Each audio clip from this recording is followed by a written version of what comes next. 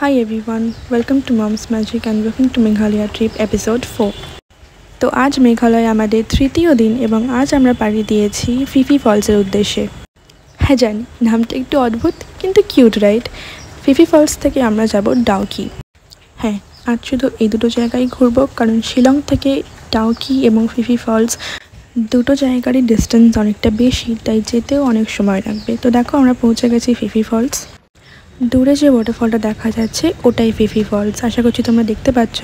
আমি জানি না কতটা ক্যামেরাবন্দি করতে পেরেছি।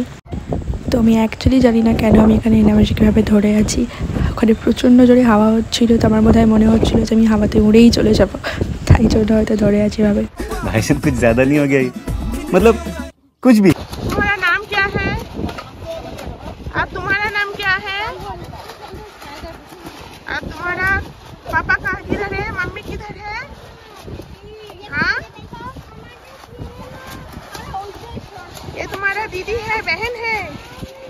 हाँ, समझता नहीं है, हिंदी बात भी समझता नहीं है। हम तो हिंदी बात ठीक तरह से नहीं बता सकते, लेकिन ये समझता भी नहीं है।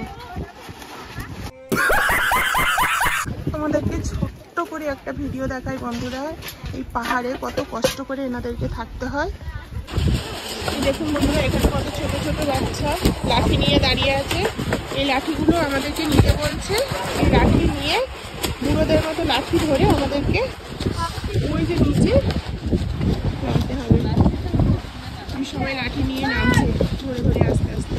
ওই যে সবাই লাঠি নিয়ে দাঁড়িয়ে আছে, ওই লাঠি নিয়ে আস্তে আস্তে ধরে ধরে নামতে হবে। আর এই ছোট ছোট বাচ্চাগুলো লাঠিগুলো দিচ্ছে, কিছু টাকা দিতে হবে। তো ওই যে দূরে দেখো পাপা আঙ্কেল, ওরা কিন্তু অ্যাকচুয়ালি ফিফি ফলসের ওখানে নেমেছিল, নিচে নেমেছিল। হ্যাঁ, ওখানে নামার একটা রাস্তা আছে, বাট রাস্তাটা খুবই ডেঞ্জারাস আর স্টিপ, তাই আমরা নামিনি, বাট ওরা নেমেছিল। তো ফিফি ফলস থেকে বেরিয়ে আমরা চলে এসেছি ডাউকিতে। তো এবার আমরা এগিয়ে যাচ্ছি ধীরে ধীরে নৌকাগুলোর দিকে, কারণ ডাউকিতে এসে ডাউকি নদীতে নৌকা না চড়লাম তাহলে আর কি করলাম। সো চলো যাওয়া যাক। তো দেখো উঠে পড়েছি নৌকাতে। তো ডাউকি নদীতে এই বোট চড়ার জন্য কত টিকিট রেট, টাইম ডিউরেশন সব তোমাদেরকে আমি স্ক্রিনে ডিটেলস দিয়ে দেবো, তোমরা ওখান থেকে দেখে নিও। তো আশা করছি তোমরা বুঝতে পারলে 45 মিনিটসে কিন্তু আমাদেরকে পুরো ডাউকি নদী ঘুরিয়ে দেবে, যতটা ইন্ডিয়াতে আছে। হ্যাঁ, ঠিক শুনেছো, এই ডাউকি নদী কিন্তু বয়ে গেছে বাংলাদেশের দিকে, কিন্তু ওই দিকে অফকোর্স আমাদের যাওয়ার কোনো পারমিশন নেই। ওখানে কিন্তু অ্যাকচুয়ালি অনেক আর্মি পুলিশও ছিল। আর স্পেশাল ব্যাপারটা হচ্ছে ওখানে পাথর দিয়ে বর্ডার করা, কোনো সিকিউরিটি নেই।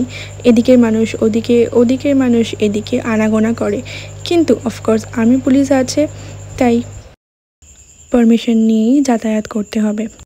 ডাউকি নদীর স্পেশালিটি হচ্ছে it is one of the cleanest rivers in India. মানে জলের ক্ল্যারিটি খুবই ভালো ছিল এখানে। তো তোমরা জাস্ট দেখো জলের ক্ল্যারিটি কতটা ভালো এখানে। লিটারালি জলে যে পাথরগুলো ছিল সেগুলো দেখা যাচ্ছিল, এতটাই স্বচ্ছ জলটা।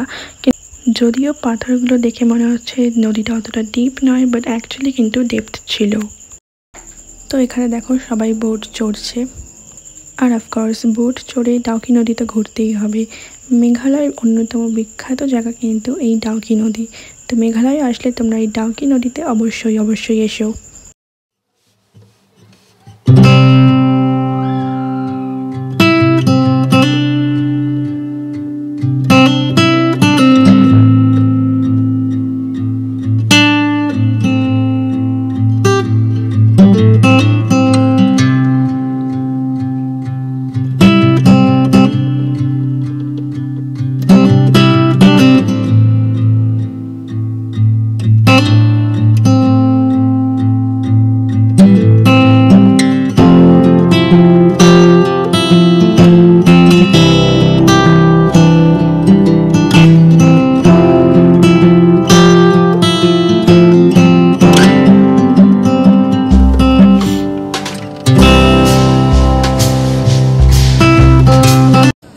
তো নৌকা চড়ে আমরা ফিরে এসেছি, আর আজকের ভিডিওটাও এখানে শেষ করছি।